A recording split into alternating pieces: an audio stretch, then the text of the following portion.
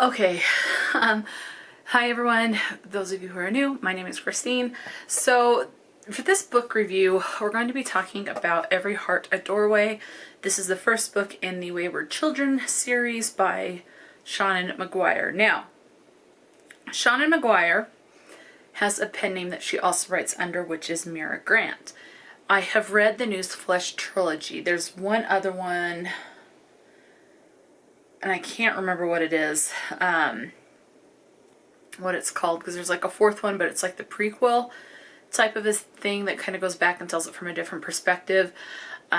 So I still need to read that one, but for the three in the Newsflesh trilogy, I have really enjoyed. And those are regular novels. They're over 300 pages.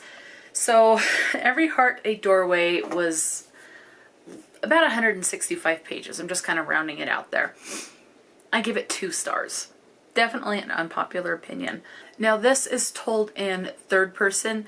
Personally, I think with this type of story, it would have been better had it had been told in first person. And I do okay with short stories a lot of the times. It's kind of hit or miss depending on the development. This one, I saw a lot of potential. At this point, I don't know if I'm going to continue this series. I am highly, highly doubtful that I will, just because I just really didn't enjoy it. And one thing I have noticed, I looked at the tags for what genres this is under. This is under, I actually have it up on my phone.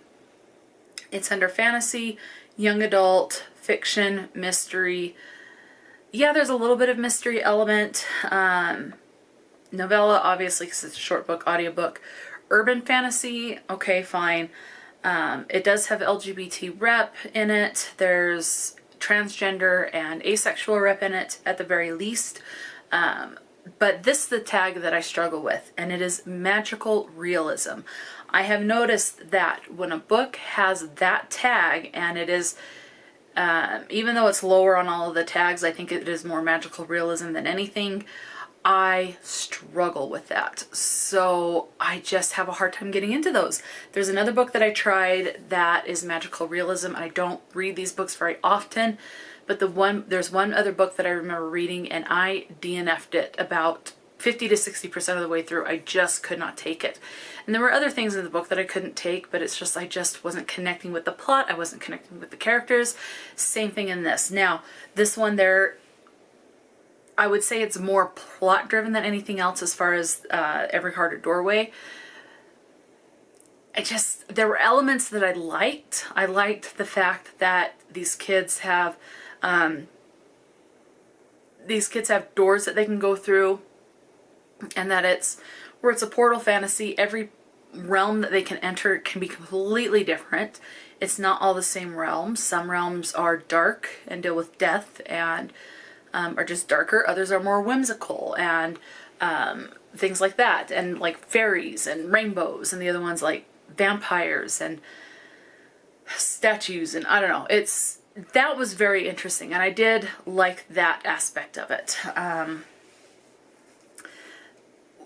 And I think this is part of the other problem too with this, is I kind of built it up because like I like the writing under Mira Grant. Granted, that's the only by the author that I've read other than now, but and I have enjoyed the writing. Do I think the writing was good? Yeah, it was fine. But I think with this being a novella, which again I have done fine with novellas, but especially a magical realism novella, I really struggled. I couldn't connect with any of the characters, but where it's told in third person and is more plot driven, the chance to get attached to any of the characters is more slim.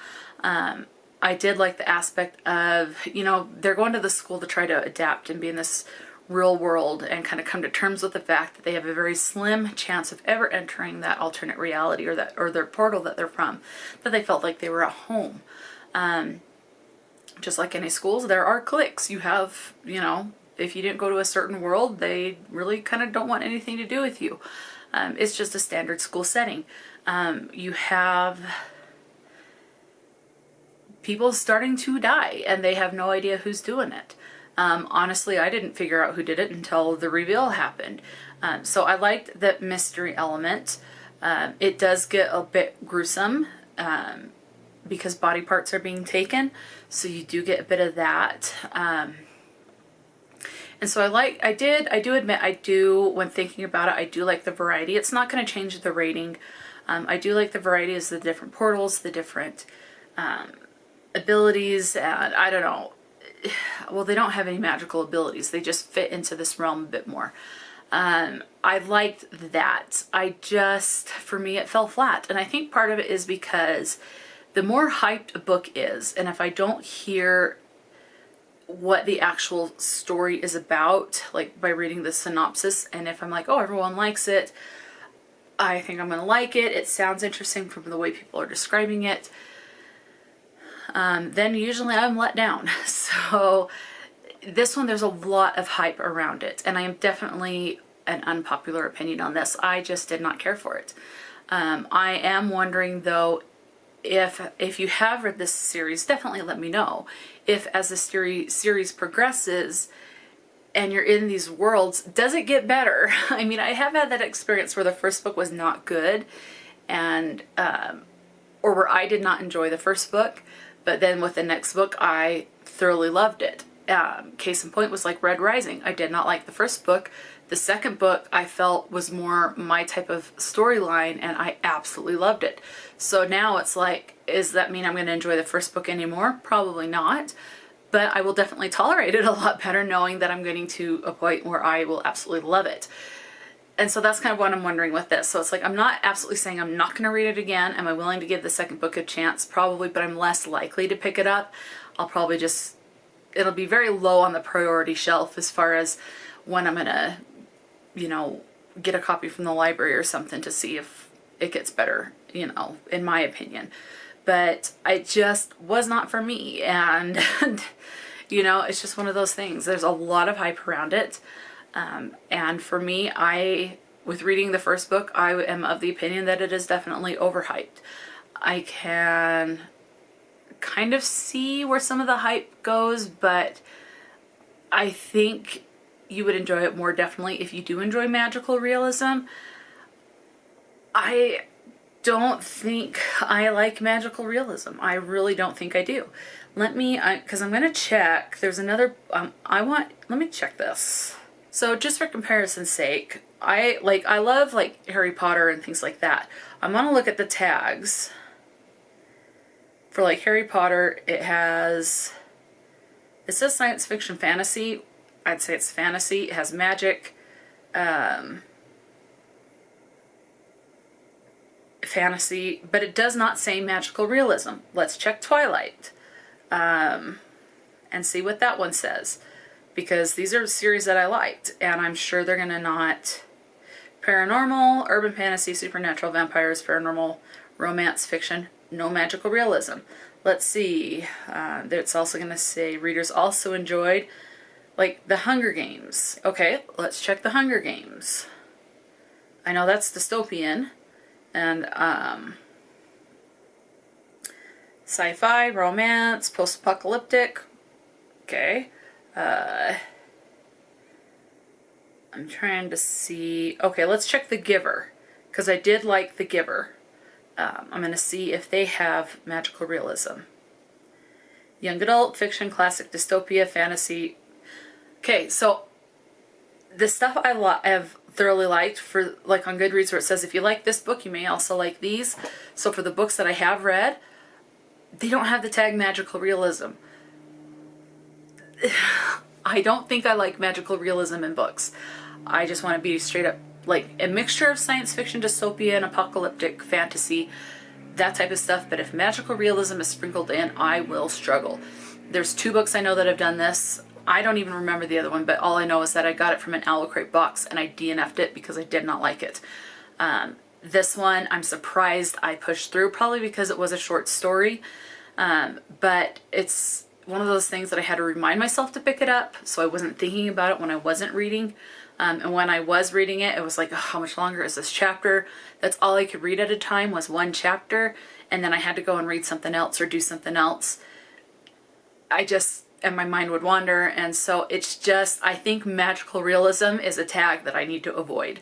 And I think for the most part I do avoid it, but I mean, I can't think of any other books that I've read that have like the whole magical realism tag, other than just these two. I'm looking at my bookshelf and I don't think I have any that have magical realism. I think it's straight up like a mixture of science fiction, fantasy, dystopian, apocalyptic, romance, contemporary, that type of thing. I don't think I don't think I gravitate towards magical realism. So lesson learned for me, be leery going into a book that has magical realism. And it's definitely a situation where if I notice that it has the tag magical realism, I better check that book out from the library before I spend my money on it, because in this case, the two that I know I have not enjoyed, and they're definitely not ones I would want to spend my money on, because they're not ones I'm going to want to reread or anything like that.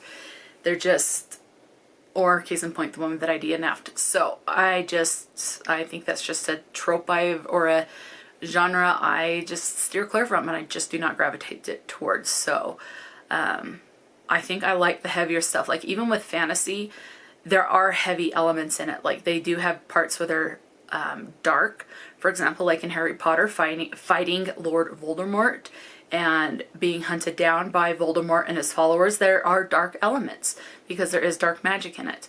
Elantris by Brandon Sanderson, there's dark elements in it. They're in this world where people are sent because they have supposedly died.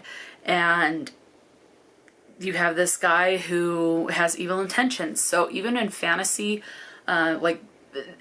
there's dark elements, and I like those dark elements. Magical realism, I think, is a little bit too, I don't know, too whimsical in a way. I don't know, because there were some dark elements in Every Hearted Doorway, but it just wasn't, I think it was like a dark element, but it was tried to be lightened up by the whimsy. And I just don't, it doesn't mesh with me, so, and my taste. So I think that is a lesson learned for me. So if you like magical realism in your books, then you very well may like Every Hearted Doorway. If you don't, I would say you might want to skip it.